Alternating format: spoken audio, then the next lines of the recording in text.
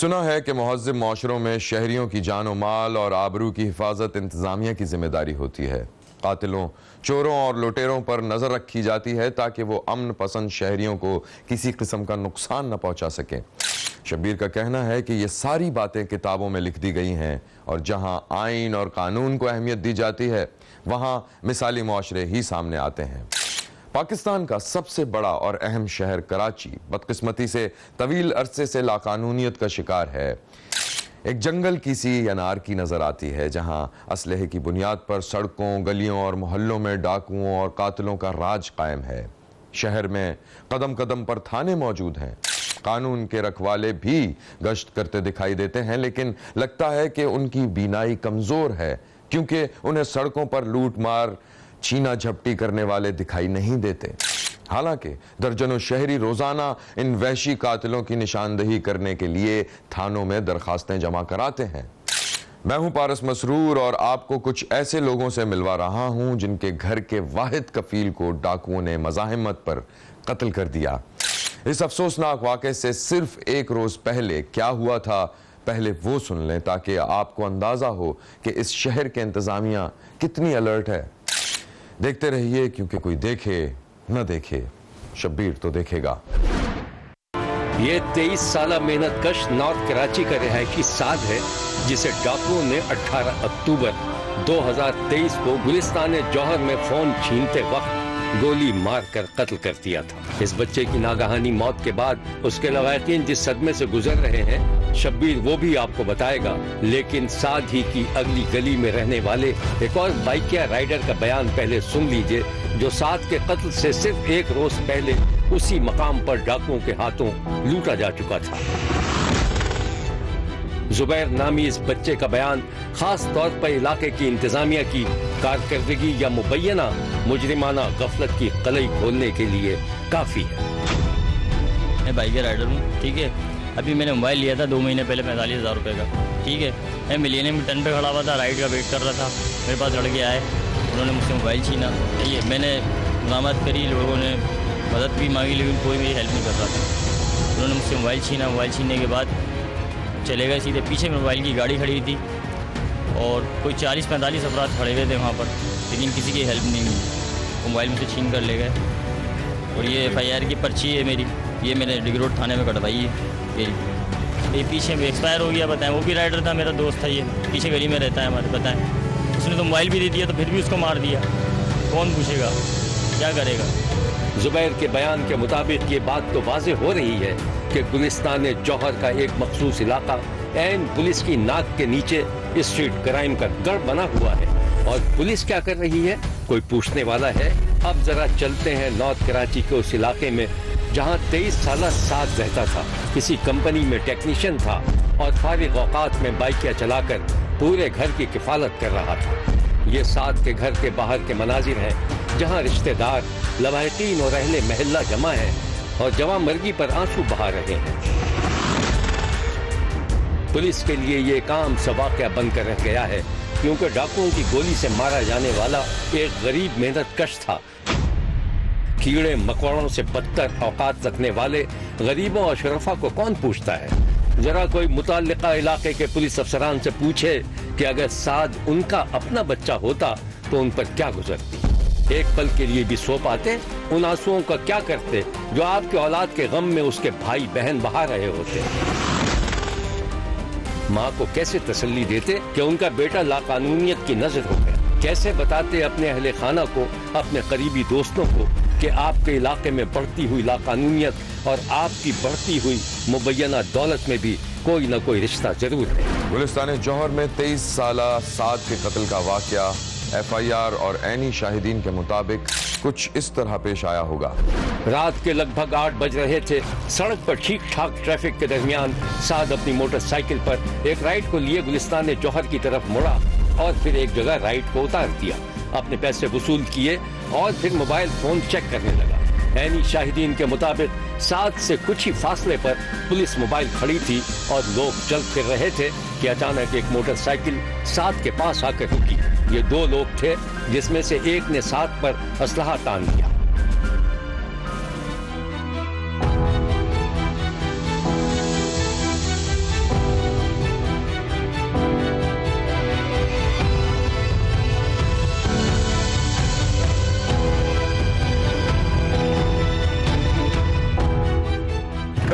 Mobile ले, mobile ले, mobile ले, मोबाइल ले, मेरी बात से दे मोबाइल में कर रही है।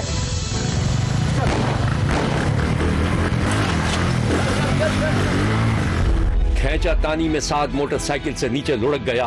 उसने मुबैना तौर पर डाकू को पकड़ने की कोशिश की और फिर एक डाकू ने गोली चला दी। लोग साद की तरफ दौड़े और डाकू पुलिस की नाक के नीचे से होकर फरार हो गए। एक शरीफ, अमन पसंद, अपने घर का वाहिद कफील नौजवान जिंदगी के सिर्फ 23 बरस देखकर लाकानूनियत और पुलिस इंतजामिया की गफलत और अदम दिलचस्पी का शिकार होकर इस दुनिया से कूच कर गया। कहाँ की शादी, कहाँ का ब्याह, कहाँ के माँ बाप के अरमान, कहाँ बहनों के ख्वाब, सब कुछ ही मलिया मेट होकर रह गया था। शादियानों की जगह आहों, आंसुओं और सिसकियों ने ले ली थी। एक हंसमुख, जीते जागते नौजवान को दूल्हा बनाने के बजाय उसे दफन करने की तगोदौ शुरू हो गई थी। उसको डकैतों ने निशाना बनाया, मोबाइल छीना और उसको गोली मार दी, जो उसके सीने के दिल के आर पार हो गई। वो उसी वक्त हलाक हो गया, जबकि हमें इत्तला बहुत लेट मिली। पुलिस वालों का फोन आया कि आपका बेटा जिन अस्पताल में है, उसका एक्सीडेंट हो गया, आप फौरी पहुँचे। हम वहाँ पहुँचे हैं तो तकरीबन 2 घंटे हमें नहीं मिलने दिया गया और हमें यही बताया कि उनका ऑपरेशन चल रहा है। जब वो 2 घंटे बाद पता चला तो उसका पोस्टमार्टम वगैरह हो चुका था और FIR वगैरह कट रही थी और उसके लिए हमसे फिर बयान लिए गए। और उसके बाद हमें बस यूँ समझे कि पहाड़ टूट पड़ा। मेरा बाजू कट गया, मैं बेरोज़गार आदमी हूँ, मेरे घर में कोई रोज़गार भी नहीं। वो वाहिद कफील था जो पूरे घर का खर्चा उड़ा रहा था और डबल जॉबें करने की कोशिश कर रहा था। एक जवान बेटे का बाप कह रहा था कि पुलिस के बुलाने पर वो जिना अस्पताल तो पहुंच गया था, लेकिन बेटे की लाश 2 घंटे के बाद बाप के हवाले की। कैसा अलमनाक मंजर रहा होगा। इमरजेंसी वार्ड में हस्बे मामूल रश होगा। मुख्तलिफ मरीजों के लवाहिकीन भाग दौड़ कर रहे होंगे। जिना अस्पताल का ये मंजरनामा किसने नहीं देखा होगा। इन्हीं लोगों के बीच साद के वालिद पुलिस वालों की, डॉक्टर्स की खुशामद कर रहे होंगे कि खुदा के लिए मेरे बच्चे की शक्ल मुझे दिखाइए। हो सकता है उसका सांस बाकी हो, लेकिन ऐसा नहीं हुआ। पोस्टमार्टम के नाम पर जब तक साद को चीर फाड़ नहीं दिया गया, उस वक्त तक बाप अपने बेटे का चेहरा नहीं देख सका। कोई इलाके की पुलिस से पूछे कि कानूनी तकाजे पूरे करने के लिए आपने एक जवान बच्चे का पोस्टमार्टम तो करवा लिया और रोजाना ही इस तरह के दर्जनों पोस्टमार्टम कराते होंगे ताकि कातिलों के खिलाफ ठोस सबूत आपके पास आ जाए और आप कातिलों को सजा दिलवा सकें। आपकी बात दुरुस्त, लेकिन ये तो फरमाइए कि कितने डकैत कातिलों को आप पकड़ चुके हैं और कितनों को सजा दिलवा सके। एक तरफ आहिस्ता आहिस्ता लोग जमा हो रहे थे और साद की तदफीन की तैयारी हो रही थी, और दूसरी तरफ शब्बीर साद के छोटे 15 साला भाई को देख रहा था, जिसके पास अल्फाज नहीं थे, सिर्फ आंसू थे। इमरान, साद भाई कैसे थे, उनका जरा बारे में बताओ और कैसे आपसे मेल जोल था उनका, कैसे भाई बहुत फ्रेंडली रहते थे। भाई हमेशा मुझसे अपनी हर बात बता रहे थे। फिर भी अभी कल सुबह मिले थे मुझे। सुबह उनको सर्दी लग रही थी, चादर उड़ाई मैंने। फिर मुझे बोल लेते कि मुझे सर्दी लग रही है, चादर उड़ाओ, पानी पिलाया। फिर उसके बाद से मैंने अभी भी नहीं देखा, अब तक नहीं देखा। अब वो आएंगे उधर से खाने में। कल सुबह जी पानी उनको दिया मैंने, फिर चादर उड़ाई थी, सर्दी लग रही थी उनको। कैसे थे भाई, आपसे कैसे बातचीत करते थे? बहुत अच्छे दोस्त की तरह बिल्कुल रहते थे, ऐसे लगता है भाई नहीं है, दोस्त ही है बिल्कुल। भाई हमेशा अपनी हर बात शेयर करते थे। अब वो बेचारे अभी दुनिया में नहीं है। ये जो कुछ लम्हात का एक छोटा सा फुटेज अभी आपकी नजरों से गुजरा है, जिसमें साद का छोटा भाई कुछ कहने के लिए अल्फाज तलाश कर रहा था कि उसकी आंखों में आंसू आ गए। इन आंसुओं का सामना करने की हिम्मत हो तो इलाके की इंतजामिया सामने आए और कहे कि हाँ, हमसे गफलत हो रही है, शहर में मुजरिम दंदनाते फिर रहे हैं, मासूम शहरियों को लूट रहे हैं, कत्ल कर रहे हैं। इस जुर्म में हम भी बराबर के शरीक हैं। हम अपनी तनख्वाहों और मराआत का नमक हलाल करने में नाकाम रहे हैं। एहसास नाम की कोई चीज है तो बरमला कहा जाए कि जो हो गया सो हो गया, लेकिन अब हम शहरियों की हिफाजत करेंगे, मुजरिमों को कैफरे किरदार तक पहुंचाएंगे। शब्बीर का कहना है कि डकैती में मज़ाहमत के दौरान साद के कत्ल का वाकया पहला वाकया नहीं है, लेकिन इसे आखिरी वाकया होना चाहिए। कम से कम साद के बाप और भाई के ये आंसू यही उम्मीद रखते हैं। देखते रहिए, क्योंकि कोई देखे न देखे, शब्बीर तो देखेगा। शब्बीर ने थाना खानेवाल के नवाही इलाके में एक मजदूर की 20 साला बेटी को देखा है जो घर की गुर्बत को कम करने के लिए एक छोटे से स्कूल में बच्चों को पढ़ाती थी। उसका एक करीबी रिश्तेदार उससे शादी करना चाहता था, लेकिन लड़की का बाप राजी नहीं था। मैं हूं पारस मसरूर और आप देख रहे हैं कोई देखे न देखे, शब्बीर तो देखेगा। शब्बीर ने देखा कि 20 साला साजदा का बाप एक इमारत पर रंगो रगन में मसरूफ था। उसके कपड़ों पर रंग ही रंग लगा हुआ था और चेहरा मट्टी और धूल से अटा हुआ था। रंग की बाल्टी रखकर वो कुछ देर सस्ताने के लिए वो जमीन पर बैठ गया।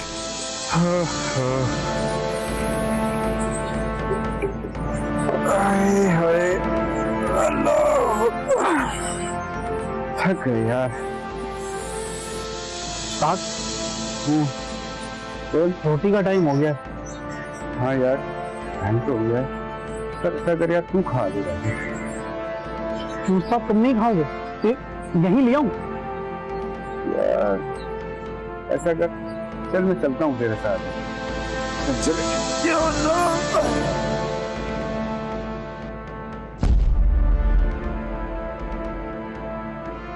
उस्ताद 2-4 दिन से मैं देख रहा हूँ तुम परेशान लग रहे हो। यार वो हमारे रिश्तेदारों का एक लड़का है, वो मेरी बेटी का रिश्ता मांग रहा है और मैं अपनी बेटी की शादी उससे करना नहीं चाहता। पर क्यों उस्ताद? अरे यार वो एक आवारा लुच्चा लफंगा और मेरी बेटी पढ़ी लिखी है।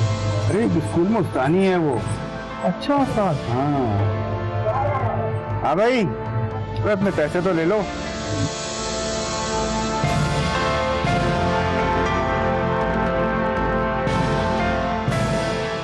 चल भाई चले यार।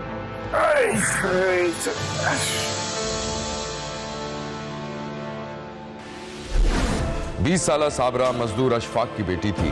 मैट्रिक करने के बाद एक स्कूल में पढ़ा रही थी। स्कूल घर से ज्यादा दूर नहीं था। कुछ दिनों से उसे स्कूल जाते हुए घबराहट होने लगी थी क्योंकि अशफाक नामी एक नौजवान उसका पीछा कर रहा था।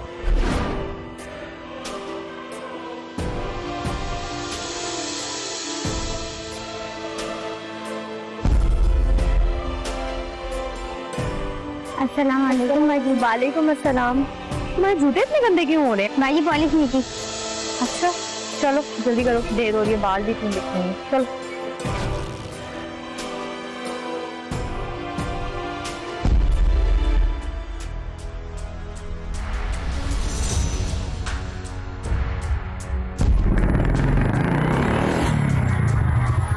साबरा चल बैठ, पुल छोड़ दो। नहीं मैं खुद चली जाऊंगी। चलो बच्चों। बड़े नखरे तेरे। क्या कहा? कुछ नहीं मेरी जान। आंदा से ऐसी हरकत मत करना। ठीक है तेरे अब्बा से मैं बात कर लूंगा। साजदा अशफाक को गुस्से से देखती हुई आगे बढ़ गई। अशफाक साबरा से शादी करने के लिए साबरा के बाप पर दबाव डाल रहा था, लेकिन साबरा का बाप उसकी सूरत तक देखना नहीं चाहता था।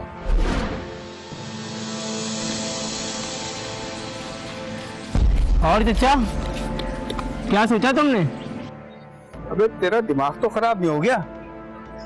तू करता क्या है जो मैं अपनी बेटी का हाथ तेरे हाथ में दे दूं? चचा तुम एक बार हाँ तो बोलो, काम भी कर लूंगा, इसमें कौन सी बड़ी बात है? नशा तू करता है, गुंडागर्दी आवारागर्दी तू करता है, लड़कियों के पीछे तू जाता है। शुक्र कर के अभी तक तू बाहर है, बचा हुआ है, वरना तू तो तेरे ऐसे कि सारी जिंदगी जेल में गुजारता तू। तो निकल जाए यहाँ से।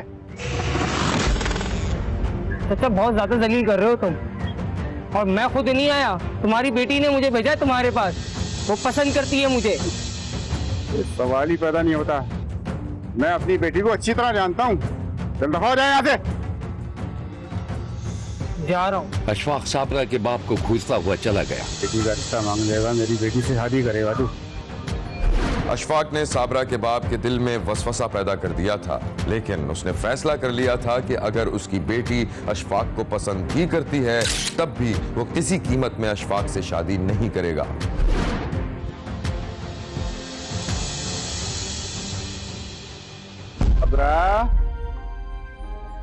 साबरा बेटा कहाँ है तू? जी अब आ गए आप? मैं बच्चों के पेपर देख रही थी, लाइट गई है, खाना लगा दूं आपके लिए?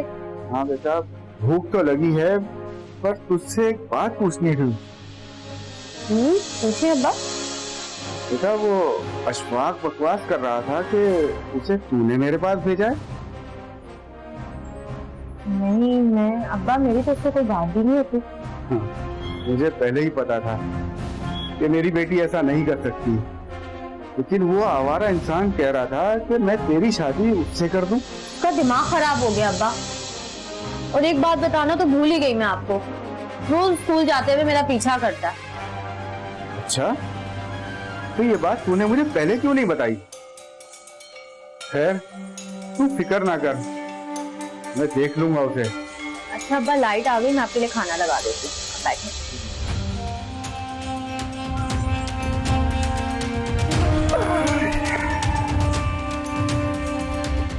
बेटी का पीछा करने पर साबरा का बाप शदीद गुस्से में था और वो अशफाक को तलाश कर रहा था।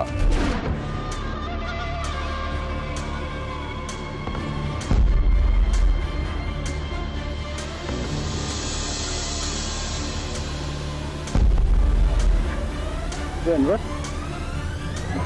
जरा जरा आज मैं इसकी बदमाशी निकालूं। तो बे, यहाँ क्या कर रहा है तू? क्या हो गया चचा, किस तरह की बात कर रहे हो? अबे मेरी बेटी को छेड़ता है और मुझसे पूछ रहा है कि क्या कर रहे हो यहाँ तुम? पीछा नहीं करता, तुम्हारी बेटी बुलाती है। मेरी बेटी का नाम ना ले। नाम ना लूं? अरे चचा, तुम्हारा दिमाग खराब हो गया क्या? हट! मेरा दिमाग। साबरा के बाप ने अशफाक को गिरेबान से पकड़ लिया, लेकिन अशफाक ने उसे धक्का देकर गिरा दिया। लड़ाई देखकर कुछ लोग जमा हो गए और आपस में बीच बचाव कराने लगे।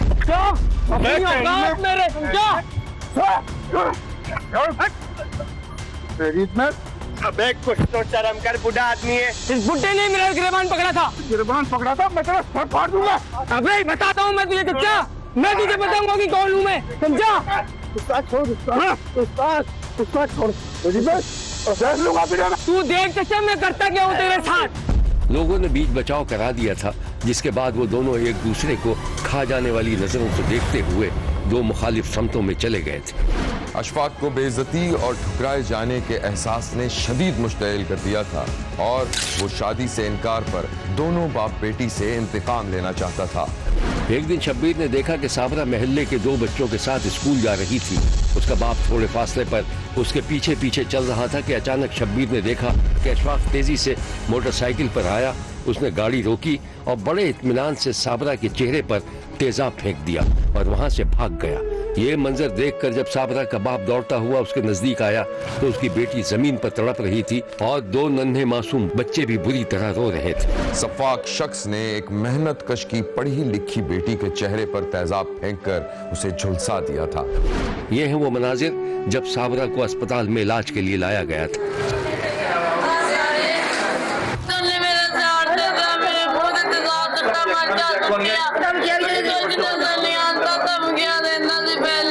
साबरा की जान तो बचा ली गई है, लेकिन उसका चेहरा और आधा जिस्म बुरी तरह मुतासिर हुआ है।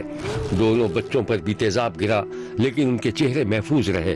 साबरा का मजदूर बाप अपनी बेटी के लिए परेशान था। पर्चा कराया, मेरे को रिपोर्ट है। हाँ जी, मेरे को कागज बच्ची चले होना अस्पताल लगे मैं आ रहा अस्पतालों तो बच्ची लैके घरों आ रहा मैं आया तो नुक्कड़ से गली की तरफ खड़ोता उससे पहला मेरे माता सुटे ने माता सुटन तो बाद मुड़ के बच्ची का सदा सुटा है उसको नशा मैं बच्ची का मगर नहीं मैं ये मगर नशा फिर एक मोटरसाइकिल। पुलिस ने इस घिनौने जुर्म के बारे में शब्बीर को जो कुछ बताया था वो ये है।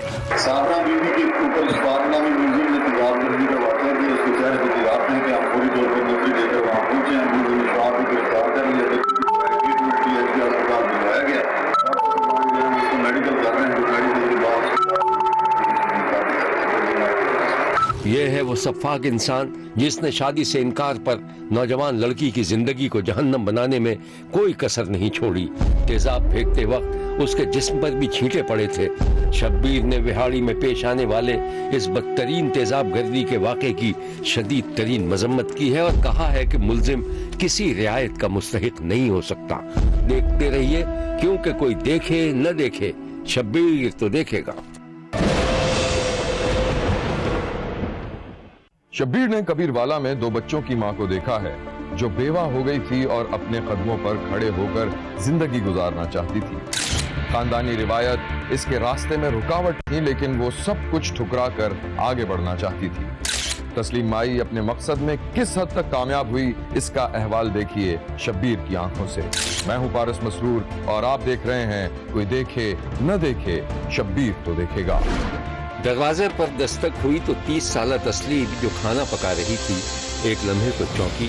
उसने जल्दी से सर पे दुपट्टा लिया और जेरे लब कुछ कहती हुई खिड़की की तरफ लपकी और खिड़की का पर्दा सरका कर बाहर देखा, जहां उसका चचा ससुर खड़ा था।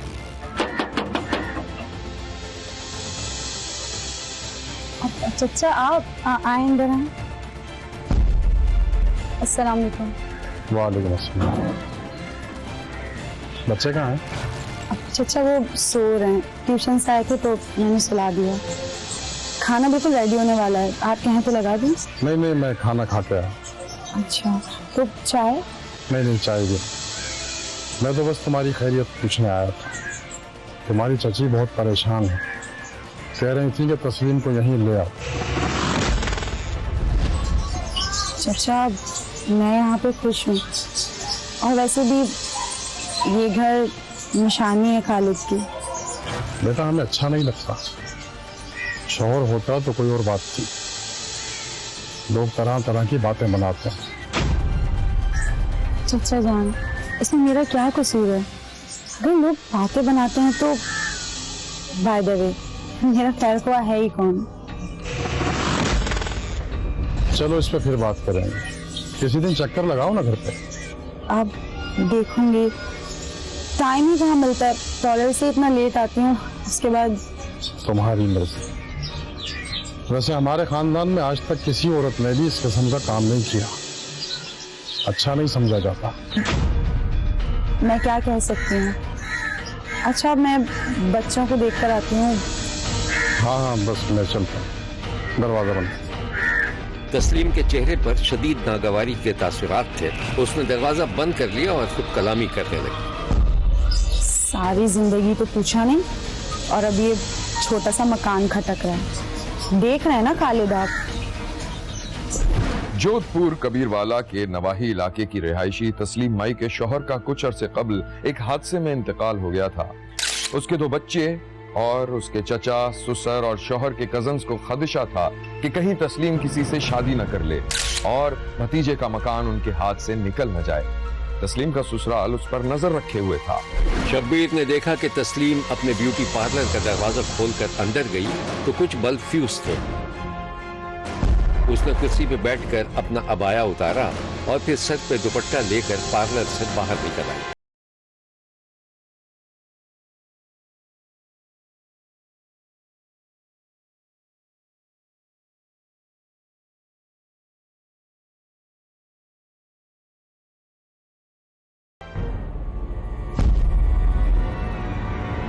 सुनिए, आपके पास कोई इलेक्ट्रिशियन है? जी है, लेकिन अभी आया नहीं है।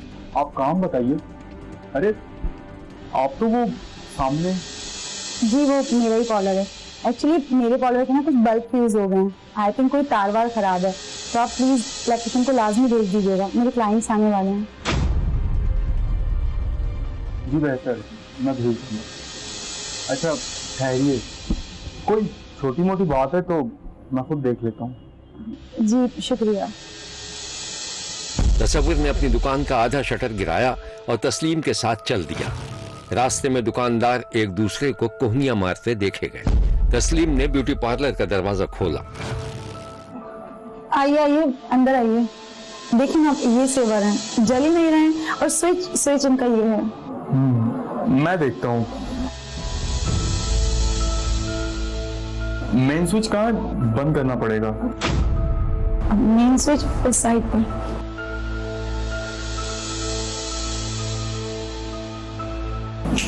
तसव्वुर ने मेन स्विच बंद किया तो पार्लर में अंधेरा छा गया। अरे ये तो। अरे आप घबराएं नहीं, बस 1 मिनट लगेगा। वैसे आपके हस्बैंड का तो एक्सीडेंट हो गया था। जी नहीं, जी। तस्लीम ने खौफजदा होकर बात बदलने की कोशिश की। अच्छा इसको क्या हुआ है, क्या खराबी है इसमें? देख लो।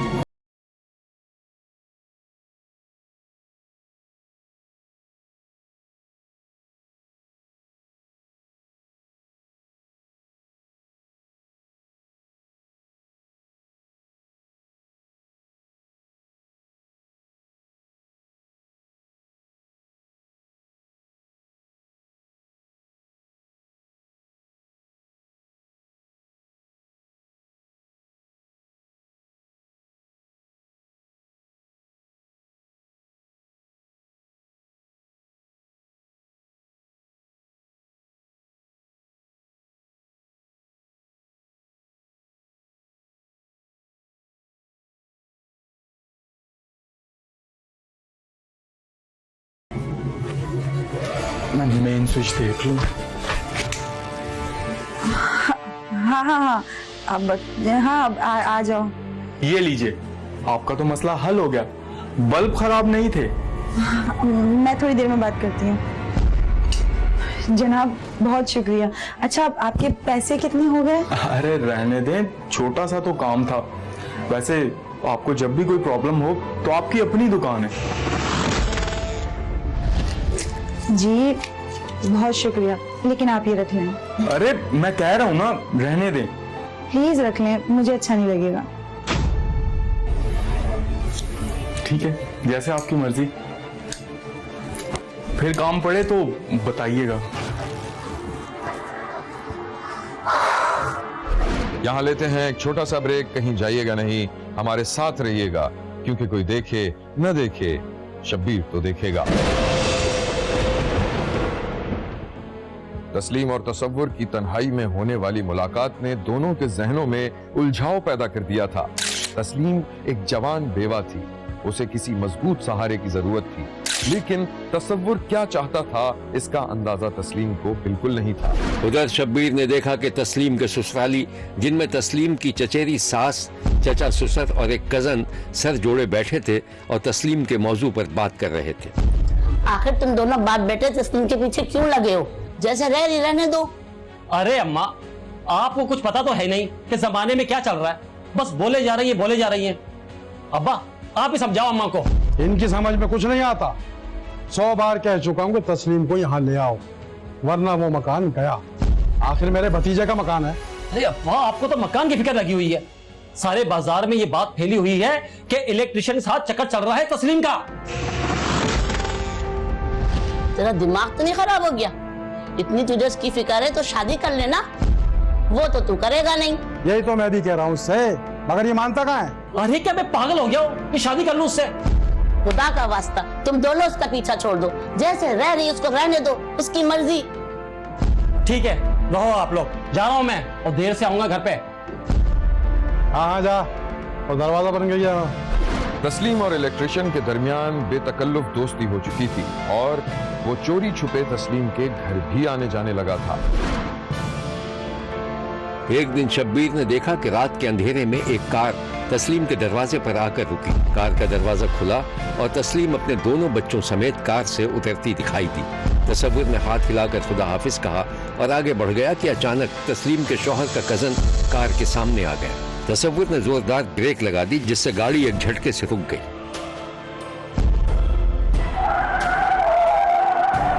अबे ओ देख के चला कर, मैं देख के चलूं? अबे अंधे की तरह गाड़ी चला रहा तू? हाँ, नशे में बदमाशी दिखा रहा है। बताओ तुझे मैं बदमाशी दिखा रहा हूँ? बाहर निकल, बताता तुझे। आ बाहर। तसव्वुर कार से बाहर आ गया। दोनों में झगड़ा होने लगा और लोग बीच बचाव कराने की कोशिश करने लगे। आज के बाद इस गली में नजर आया, टांगे तोड़ दूंगा तेरी में, समझा? गली तेरे बाप की है? हाँ, मेरे बाप की गली है। इधर बताऊं तुझे मैं? छोड़ नहीं करना, छोड़। तस्लीम के ससुरालियों को पक्का यकीन हो गया था कि तस्लीम ने इलेक्ट्रिशियन से मुबैना नाजायज ताल्लुकात कायम कर लिए थे और वो खानदान की बदनामी का बायस बन रही थी। तसव्वुर को पता चला तो उसने तस्लीम को शादी की पेशकश कर दी और ये बात तस्लीम के ससुरालियों को नाकाबिले कबूल थी। इस वाक़े के बाद एक दिन तस्लीम अचानक लापता हो गई और तस्लीम की मां ने बेटी की गुमशुदगी की रिपोर्ट भी दर्ज करा दी। शब्बीर ने देखा कि तफ्तीशी अफसर अपने एक अहलकार के साथ तस्लीम के चचा ससुर और उसके बेटे का बयान कलमबंद कर रहा था। तो आपको यकीन है कि तस्लीम को तसव्वुर ने ही अगवा किया है? और कौन हो सकता है? वही है। ये भी तो हो सकता है कि वो अपनी मर्जी से खुद गई हो और अब तक उसने निकाह भी कर लिया हो। नहीं नहीं साहब, सवाल ही पैदा नहीं होता। वो तो मुझसे शादी करना चाहती थी।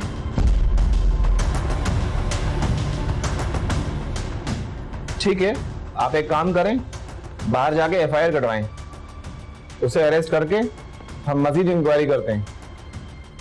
ठीक है जी। पुलिस जदीद टेक्नोलॉजी की मदद से मुल्जिमान तक पहुंच गई थी। बेवा तस्लीम को अगवा करने वालों में तस्लीम का चचा ससुर और उसका बेटा शामिल था। तस्लीम को अगवा करके झंग ले जाया गया था। उसे तशद्दुद का निशाना बनाया गया था। कत्ल करने की कोशिश की गई थी लेकिन कामयाबी न हो सकी। उसे वापस कबीरवाला ले आया गया। पुलिस ने मुल्जिमान को पकड़ा लेकिन तस्लीम को बरामद नहीं कर सके और न ही तसव्वुर का कोई नामो निशान मिला। क्या इन दोनों को गैरत के नाम पर कत्ल कर दिया गया था? शब्बीर ने देखा कि रात की तारीकी में दो शख्स जिनके सिर्फ साए दिखाई दे रहे थे एक मोटरसाइकिल से उतरे। मोटरसाइकिल पर एक गठरी थी जिसे दोनों ने एक गड्ढे में लुढ़का दिया। तो दूर से ऐसा लगा जैसे वो गड्ढे में पानी का ड्रम उलट रहे हों। शब्बीर ने दोनों को मट्टी बराबर करते भी देखा। हुआ ये था कि जवान बेवा पर बदचलनी का इल्जाम लगाकर और उसका छोटा सा मकान हथियाने के लिए चचा ससुर और उसके बेटे ने तशद्दुद करके कत्ल कर दिया था और उसकी लाश को तेजाब से नहलाकर गड्ढा बंद कर दिया था, जिससे लाश नाकाबिले शनाख्त हो गई थी। ये है वो मनाजिर जब पुलिस ने तस्नीम की मस्क शुदा लाश बरामद की थी। पुलिस ने इस अफसोसनाक वाक़े के बारे में जो कुछ बताया था वो कुछ इस तरह है। नसीम माई है, ये हमें कंप्लेंट दर्ज कराती है कि उसकी बेटी है तस्लीम माई, जो शादीशुदा है, बाद में वो तलाक हुई, उसको दो उसके बच्चे हैं, तो वो घर से गायब है, लापता है, गुम है, उसे किसी ने किडनैप कर लिया है। चुनांचे इस इत्तला पे हमने फौरी तौर पे उसका मुकदमा दर्ज किया और एक इंतहाई ये सेंसिटिव केस था। हालात हमने बताए जनाब डीपीओ साहब को, जिन्होंने ज़ाती तौर पे इसको सुपरवाइज फरमाया और हमें डायरेक्शन दी। तो हमें कुछ एविडेंस मिल गई कि ये लास्ट टाइम ये औरत कहाँ थी और किसके पास थी और कहाँ पे गई थी। उस पर हमने वर्क किया, वो बंदे हमने ट्रेस किए, फिर उनको अरेस्ट किया, फिर वो कड़ियाँ मिलती आई, बंदे गिरफ्तार होते गए, चीज़ें वाज़े होती गई, क्लियर होती गई। तो इसमें मेन मुलज़िम जो है वो मंजूर हुसैन है। उसने फिर इसको अपने घर रखा, वहाँ उसी रात फंदा डाल के उसके अपने दुपट्टे का उस बेचारी के गले में फंदा डाला, फंदा डाल के उसको कत्ल किया। शब्बीर ने कबीरवाला थाना कोरंगा की हुदूद में पेश आने वाले इस जालिमाना वाक़े की शदीद मजम्मत की है। एक शरीफ बेवा पर बेबुनियाद इल्जामात लगाए गए और उसे अपनी मर्जी से जिंदगी गुजारने के हक से महरूम कर दिया गया। कातिल समझ रहे थे कि मामला दब जाएगा, लेकिन खून छुपाने से कब छुपता है। शब्बीर ने मकतूला के कातिलों को इबरतनाक सजा देने का मुतालबा किया है। देखते रहिए, क्योंकि कोई देखे न देखे, शब्बीर तो देखेगा। यहाँ हमारे प्रोग्राम का वक्त खत्म हुआ। अगले हफ्ते फिर हाजिर होंगे इसी वक्त सिर्फ एक्सप्रेस न्यूज पर। देखना मत भूलिएगा, क्योंकि कोई देखे न देखे, शब्बीर तो देखेगा। अगर आप अपने इर्द गिर्द होने वाले किसी गैर मामूली वाक़े से शब्बीर को आगाह करना चाहते हैं तो SMS करें SAB लिखकर स्पेस दें और अपना मैसेज अपने शहर और नाम के साथ 247 पर भेज दें। फैक्स करने के लिए हमारा नंबर है 02135803820। खत लिखने के लिए हमारा पता है 5 expressway of Korangi road, Karachi. Express news, Shabbir तो देखेगा।